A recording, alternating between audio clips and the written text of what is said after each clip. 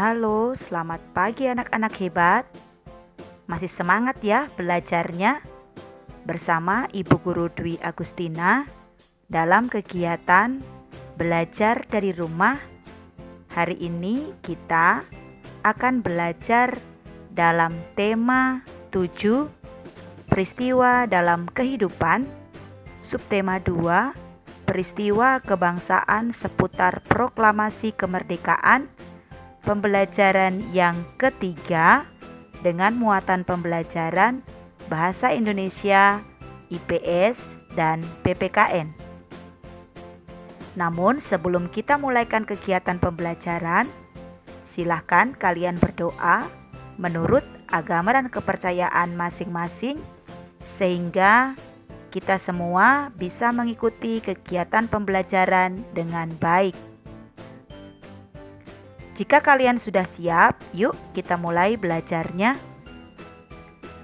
Tujuan pembelajaran yang akan kita capai hari ini, yang pertama, dengan membaca, kalian dapat mengenal proklamator kemerdekaan dengan penuh kepedulian. Yang kedua, dengan menyimak teks, kalian dapat menyebutkan peristiwa-peristiwa heroik dalam menyambut proklamasi kemerdekaan dengan penuh tanggung jawab.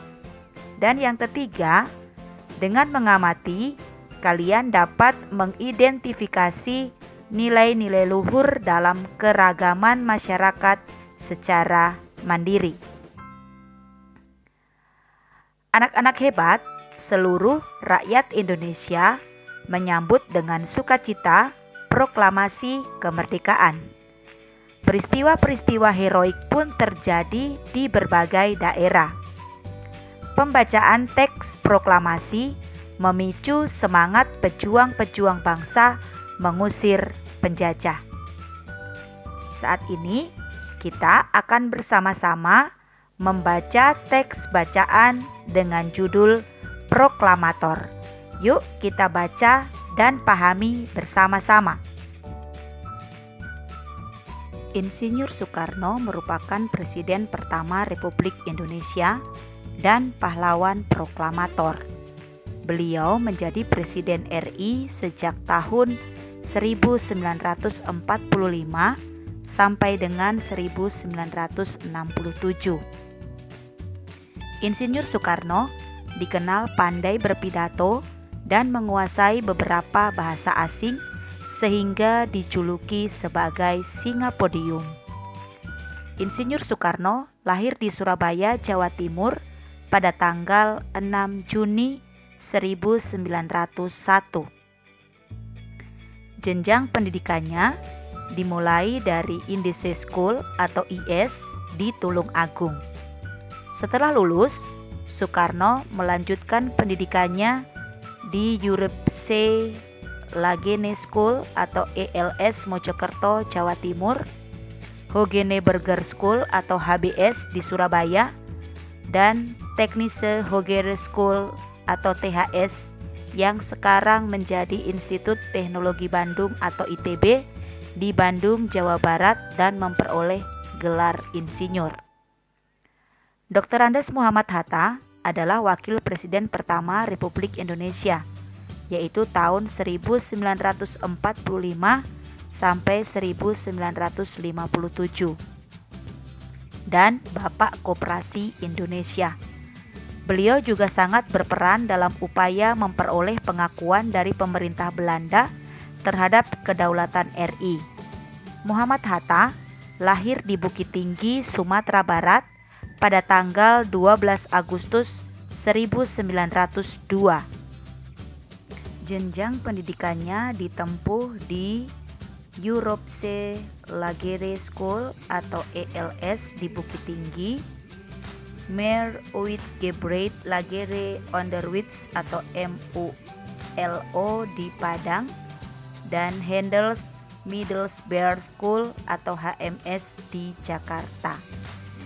Pada tanggal 17 Agustus 1945, Insinyur Soekarno dan Dr. Andes Muhammad Hatta beserta para tokoh lainnya memproklamasikan kemerdekaan Indonesia.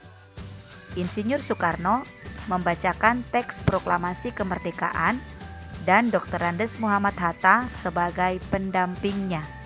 Bahkan, dalam teks proklamasi tersebut tercantum nama dan tanda tangan mereka berdua atas nama bangsa Indonesia. Oleh karena itulah, Insinyur Soekarno dan Dr. Andes Muhammad Hatta diberi gelar sebagai pahlawan proklamator pada tahun 1986. Jadi anak-anak hebat, setelah kalian membaca teks dengan judul proklamator ini, kalian bisa lebih mengetahui bagaimana proklamator kemerdekaan yaitu Insinyur Soekarno dan juga Dr. Andes Muhammad Hatta yang merupakan presiden dan wakil presiden pertama Republik Indonesia, bagaimana perjuangan mereka sampai proklamasi kemerdekaan Indonesia bisa dibacakan dan kedaulatan Republik Indonesia boleh menjadi bagian seluruh bangsa Indonesia. Usaha menegakkan kedaulatan terjadi di berbagai daerah dengan tindakan heroik mendukung proklamasi kemerdekaan Indonesia. Berikut ini beberapa tindakan heroik yang mendukung proklamasi kemerdekaan Indonesia. Yang pertama, peristiwa heroik di Yogyakarta. Perebutan kekuasaan di Yogyakarta dimulai pada tanggal 26 September 1945 sejak pukul 10 waktu Indonesia Barat. Para pegawai pemerintah dan perusahaan yang dikuasai Jepang melakukan aksi mogok. Mereka menuntut agar Jepang menyerahkan semua kantor kepada pihak Indonesia. Yang kedua, peristiwa heroik di Surabaya. Terjadi insiden bendera di Hotel Yamato, Tunjungan, Surabaya. Orang Belanda mengibarkan bendera merah putih biru di atap hotel. Rakyat kemudian menyerbu hotel, menurunkan dan merobek warna biru bendera itu untuk dikibarkan kembali. Insiden ini terjadi pada tanggal 19 September 1945. Yang ketiga, peristiwa heroik di Semarang. Pada tanggal 15 Oktober 1945, pasukan Jepang melakukan serangan ke kota Semarang dan dihadapi oleh TKR dan Laskar Pejuang lainnya. Pertempuran berlangsung selama 5 hari. Akibat pertempuran ini, ribuan pemuda gugur dan ratusan orang Jepang tewas. Untuk mengenang peristiwa itu, di Semarang didirikan Monumen Tugu Muda. Yang keempat, peristiwa heroik di Aceh. Pada tanggal 6 Oktober 1945, para pemuda dari tokoh masyarakat membentuk Angkatan Pemuda Indonesia atau API. Anggota API kemudian merebut dan mengambil alih kantor-kantor pemerintahan. Di tempat-tempat yang telah mereka rebut, para pemuda mengibarkan bendera merah putih dan berhasil melucuti senjata tentara Jepang. Selanjutnya, peristiwa heroik Bali. Pada bulan Agustus 1945, pemuda Bali membentuk organisasi Angkatan Muda Indonesia atau AMI dan Pemuda Republik Indonesia atau PRI. Upaya perundingan untuk menegakkan kedaulatan RI telah mereka upayakan, tetapi pihak Jepang selalu menghambat. Pada tanggal 13 Desember 1945, para pemuda merebut kekuasaan dari Jepang secara serentak, tetapi belum berhasil karena persenjataan Jepang masih kuat. Selanjutnya, peristiwa heroik di Sumbawa. Bentrokan fisik antara pemuda dan Jepang terjadi di Gempe, Sape, dan Rabah. Selanjutnya, peristiwa heroik di Kalimantan. Rakyat Kalimantan juga berusaha menegakkan kemerdekaan dengan cara mengibarkan bendera merah putih, memakai lencana merah putih, dan mengadakan rapat-rapat. Namun kegiatan ini dilarang oleh pasukan sekutu yang sudah ada di Kalimantan. Rakyat tidak menghiraukan larangan sekutu sehingga pada tanggal 14 November 1945 di Balikpapan, depan markas sekutu berkumpul lebih kurang 8.000 orang dengan membawa bendera merah putih. Dalam peristiwa-peristiwa heroik yang terjadi di daerah-daerah, bangsa Indonesia membaur dalam persatuan dan kesatuan tanpa melihat perbedaan suku, agama, ras, dan golongan. Tapi dengan keragaman yang ada, mereka bisa bersatu. Ini karena semboyan negara kita, Bhinneka Tunggal Ika. Indahnya hidup berbineka. Pada lambang negara burung Garuda, pada pita yang dicengkeramnya terdapat tulisan Bhinneka Tunggal Ika. Kalimat tersebut diambil dari buku Sutasoma, karangan Empu Tantular, yang memiliki arti berbeda-beda tetapi tetap satu. Semboyan itulah kemudian mengikat keberagaman bangsa menjadi satu kesatuan. Kamu tidak hanya cukup memahami arti Bhinneka Tunggal Ika, tapi harus diterapkan dalam kehidupan sehari-hari. Menyadari bahwa perbedaan merupakan anugerah Tuhan Yang Maha Esa yang harus disyukuri dengan cara saling menghormati dan menghargai.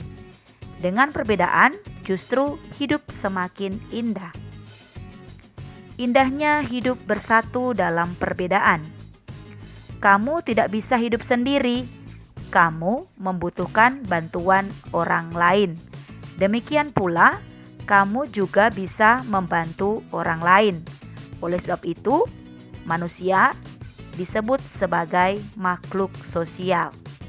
Dengan saling membantu di tengah masyarakat, hidup akan terasa aman, nyaman, dan tentram. Misalnya dalam bidang keamanan, setiap warga masyarakat wajib melaksanakan ronda sesuai jadwal. Semua mendapat kewajiban yang sama, tidak memandang kaya atau miskin, ataupun suku dan agama, sehingga bisa tercipta keamanan dan ketertiban. Kerukunan bisa terwujud jika ada persatuan di dalamnya. Salah satu wujud nyata adanya kerukunan dan persatuan dalam masyarakat adalah tradisi gotong royong. Misalnya, bergotong royong membangun rumah, seperti yang terlihat dalam gambar.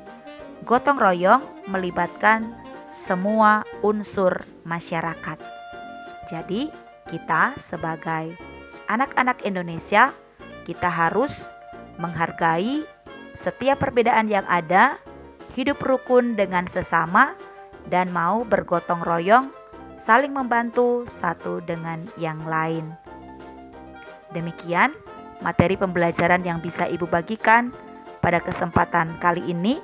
Terima kasih atas perhatian dari peserta didik, dan juga terima kasih atas pendampingan dan bimbingan orang tua selama peserta didik belajar dari rumah. Tetap semangat, salam sehat, dan sampai jumpa lagi.